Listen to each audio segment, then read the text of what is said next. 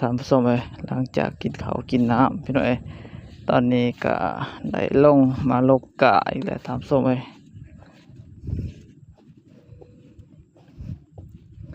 สองให้กะเกือบเครื่องบิ่งบนลกกะ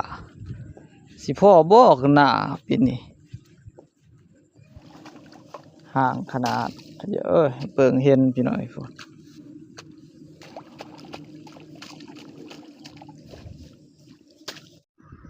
ทำส้มไปได้มาประมาณนี้เลยพี่น้อยพี่แหละ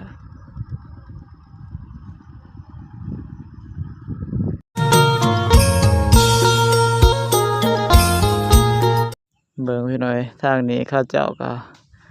ขนเขี้ยวลกกะตามมุงพี่น้อยเริ่มผูดำกระดำผูเขียมลกกะกะลกตามส้มไปกะทางนี้ก็นาชิแมนเริ่มมือหนีคือกันพี่น้อยทางพอน้อยบ่าวเล่าพี่น้อยคืออะไรคือชิแมนลกกะมือหนีอะไรทำส้มไปโอ้ดำแล้วพี่น้อยสองไห้ทำส้มไปก็ถือว่าตกทางนี้แห้งนะพี่น้อยพี่เบิ่งพี่น้อยเปิดดำแล้วสองไห้ทำส้มไปทางนั้นน้องสายกับน้องสาวเป็นโลกกะทำส้มไหมแล้วสองไห้ทำส้มไหม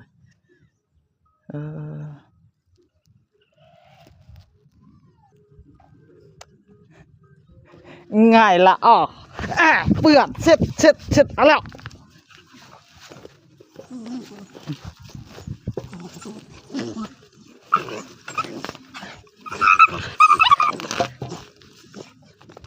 ง่ายละดลักโดมดลักอีดลักโดมดลักอีอ๋อดลักโดมดลักอีดลักโดมดลักอีพี่หน่อยพี่กาคือเคี้ยวขนาดพี่หน่อยก็ยาวพอสมควรพอดีดำเลยซ้ำนี่พูดแหละพี่หน่อยปีนี้ก็วันกาวลายพี่หน่อยมีแต่3-4 ตาพี่หน่อย3-4ใช่ให้พี่หน่อยปกติแมน5หรือว่า6แหละพี่หน่อยแต่ว่าปีนี้แมนบ่ลายพี่หน่อยพี่และน้ำในก็ลายพี่หน่อยทางนี้ตามส้มเลยก็ถือว่ามีลายพอสมควรแหละตามส้มเลยพี่คุณพอดำนะมือนี้พี่หน่อยได้ลังสองให้ทำส้มเลยพี่และหน้าโขกหรือว่าหน้าโน่นพี่หน่อยมีแน่บ่มีแน่น้ำในทำส้มเลย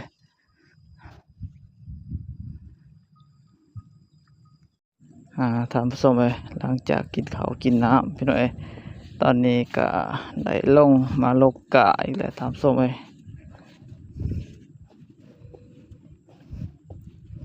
สองให้กะเกือบเครื่องบิ่งบนลกกะ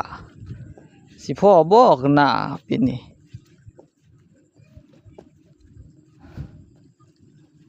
กะเครื่องบิ่งได้แต่สองให้เท่านั้น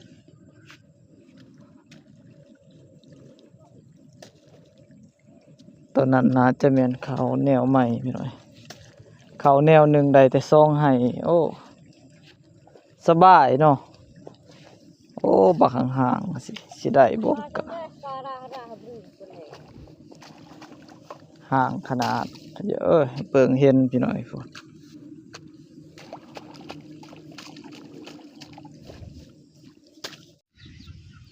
พี่หน่อยมื้อนี้ก็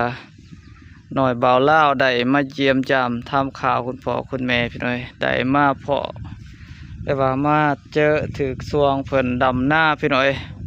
เพิ่นกำลังมือนี่แหละพี่หน่อยได้ดำไห้ดำหน้าทำส้มหน่อยบ่าวเล่ากับบ่ฮู้พี่หน่อยว่าเพิ่นได้ดำหน้ามือนี่ทำส้ม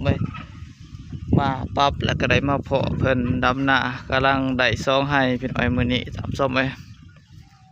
พี่ละน้องชายเพิ่นกำลังได้ถือกะไปดำพุ่นแหละทางนั้นคุณพ่อเพิ่นได้ดำแต่ทำส้ม